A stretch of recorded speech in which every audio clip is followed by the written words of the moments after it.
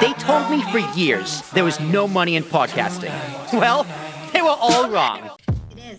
So the platforms themselves, they are under a lot of scrutiny from the public, the private sector, government, and foreign governments. So Yes. they got a tough job. And sometimes, personally, I think they'd be doing better if they just shut up and just ignored all the noise. Just kind of just like, listen, as long as we're not breaking any laws, we're fine. Under Section 230, most laws, they're kind of good. But is there anything that you think the platforms need to do better? This can be from serving different people to their terms of service to anything in between. So I am not a platform designer. I don't know the ins and outs of running a platform. I won't even pretend to. It's way too much, way over my head. However, the one thing I find on social media the worst is that there is a lot of bullying on there to that extent, and they're letting a lot of kids on social media. And unfortunately, I think what needs to happen is social media really should be for adults only. I don't think kids under the age of 18 should be on it at all. Quite frankly, there's way too much going on, and there's too much development at that point. I don't allow my children any social media. None. They get none of it. They're not allowed YouTube. They're not allowed Facebook. They're not allowed TikTok. Nothing. Will I occasionally show them something? Absolutely. But I think what needs to happen is I think social media needs to be regulated to adults only 18 plus, because there's a lot of things out there that really just kind of run that line of taboo. And, we're all adults, or at least we're supposed to be. And, people are what's called keyboard warriors. Yep. Nobody has respect out there. And until people can start reining themselves in and realizing that just because you're behind a keyboard, your words still have consequences. And, the platforms can't regulate that because, again, punctuation can put something totally out of context. So, it's a very sticky subject. I think they really need to stick to what they know and not try to expand into what they don't know and try to control. The running joke is everybody lands into Facebook jail, right? Yep. They have their recommendations and stuff, but at the end of the day, we're all adults. We don't need to be put in time out. I think it's just, we need to keep it to just the adults. And I think that'll solve a lot of issues. They need to stop trying to do the impossible. It is physically impossible to stop the spread of misinformation, because who can define misinformation, right? It's right. And not only impossible. that, but what's true today may not be true 6 months from now. Exactly. And the thing they silenced, but now they look stupid and they're not going to apologize because they're too goddamn proud. But to your point of not allowing kids on social media, in principle, I 1,000% agree with you. And we could talk about this another time on a different podcast. We could go on for hours on just this alone. In principle, absolutely. I think you're 1,000% correct. In implication, I think it's physically impossible. Because I agree. I don't know how they would implement that. Like even you and your kids. Now, I applaud you for not letting your kids on social media. I think that is very smart. But however, it's also impossible because your kids' friends, they all have it, right? They do. And my kids absolutely hate the fact that I don't allow it. Yeah. And they don't understand it. And, at their ages, they're not going to. I mean, my son is 7. My daughter just turned 11. They don't understand it because all their friends have it. Yeah. But it also comes down to the parent, too. You as a parent need to realize, there are things out there that we don't have any control of what pops up. Mm-hmm. They could put something innocent into a search engine and you never know what may pull up. I'm sure we've all done it. We've put something innocent into a search engine and next thing we know, things that are pulling up that are rated R, so once it's seen, there's no unseeing it. And there is so much bullying just in our schools, never mind on social media where it can be hidden.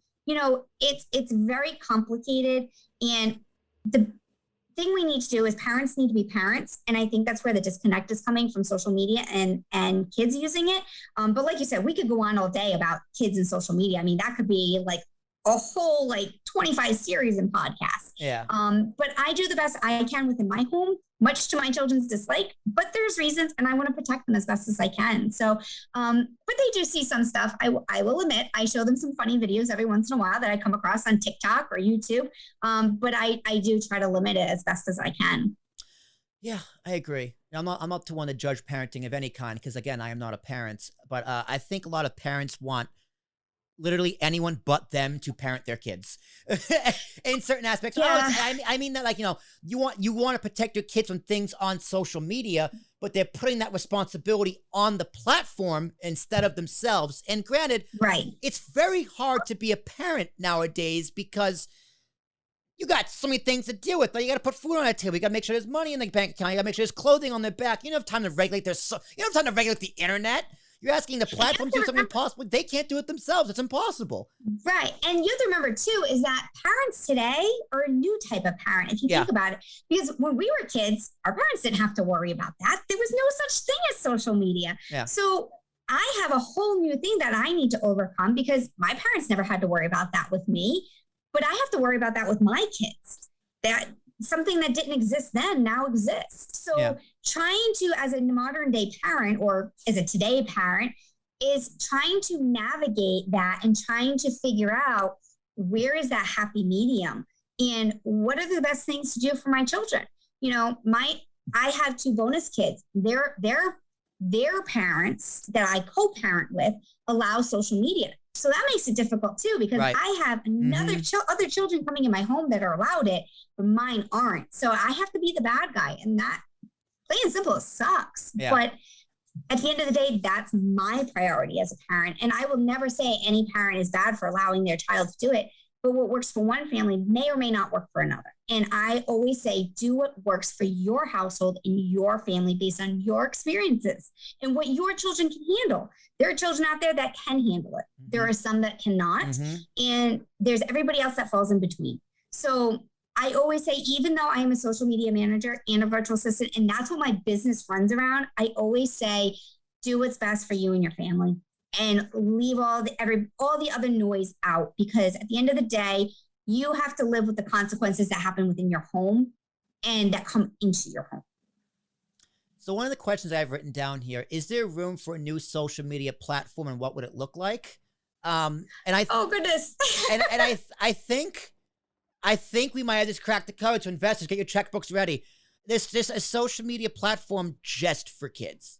Like only for kids. I'll even say 17 and under or 18 and under, like you said, high school age. I think that would take kids off of the platforms we have now, where it is more adult oriented content because it's the internet, and just kind of gear it more towards kids. Even if you want to gear it younger, like 13 and under, a platform just for kids 13 and under. I think that would help. I think parents would be very happy with it. I can think of a few downsides to what that platform could entail, but there's other ways you can do to verify you're an actual person. Like Elon wants to get rid of bots on Twitter. I think that would help the internet tenfold. But I think a platform like that for kids would be very beneficial. What's really nice, so I allow my kids to have a messenger system. So Facebook has a Facebook Kids messenger system where the parent can approve who the child can and cannot talk to. And it also, you can set up parameters that alert you to certain keywords that may or may not send, certain links that are sent, or anything else like that. So I also have a separate app on my daughter's phone called M Guardian, which I love because I can go in there and I can set parameters. So if somebody says the word sex or drugs or kill or die, guess what? That sends an alert to my phone and my husband's phone. So we can immediately go to her phone and find out what's going on. Oh, God damn. Damn. That's some big brother shit, but I like it. But you know what? It makes sense. It's parenting.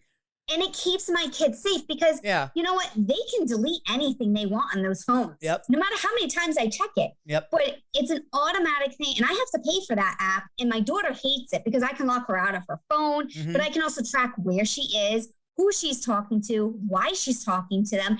And I can approve who she's talking to and who she's not. So if somebody's bullying her at school, I can shut that down. if they're coming through an app for her.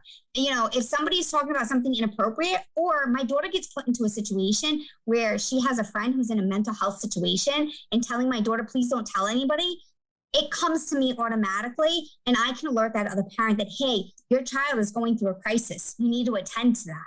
You know, so it's a good safety measure. And I strongly recommend parents download these apps and utilize them and use those keywords. You can update them. You can add in certain keywords that you want or take out. And yes, it's spying on my children. But at the same time, my children's brains are not fully developed and they can't handle some of the adult content that may come to them because of older siblings and other households that are being brought to younger siblings. So you may have a sibling who's 20 something years old and another sibling who's 10 or 12, and they're overhearing stuff or they're being talked to about stuff. And now that's being brought to my child. I have no control over that, right, other than to monitor my child's electronics to keep my child safe, because there are certain things in certain situations I don't want my kids knowing about. Like, I don't want my child knowing about self-harm because I don't want them trying it out of curiosity. Right. Or the famous Tide Pod challenge. I don't want my kids eating Tide Pods. You know, so there are certain things out there I want to protect my kids from. Right. You know, or there are certain conversations like sex and drugs that I want my kids to hear from me and not from their friends, because their friends aren't going to have the correct information 9 times out of 10. We were all kids once. We heard things. Yeah. My kids are kids and they're hearing things, but I want to make sure they're learning the correct things. So having these apps out there to control that is great. So if there was a social media for kids underneath, those are the type of things that need to be involved, and it needs to be linked to a parent so a parent can monitor that at the same time, so that way they can keep their child safe still. That's bold. It's very bold, but I can't disagree anywhere. I can't disagree anywhere. And again, I applaud you. I think that's very bold parenting, but as someone who's not a parent, I do applaud that. I do applaud that. Thank you. All right. My kids, I have to know who, what, when, where, how, and why with my kids. You know what? They're your kids, and that's your choice, and you have that right. Like my goal is to raise good kids that'll be contributing citizens and won't be little assholes. That's my goal at the end of the day. And as long as I keep them alive and they don't grow up to be assholes, I'm happy. There you go. All right, let's move away. Let's move away from children.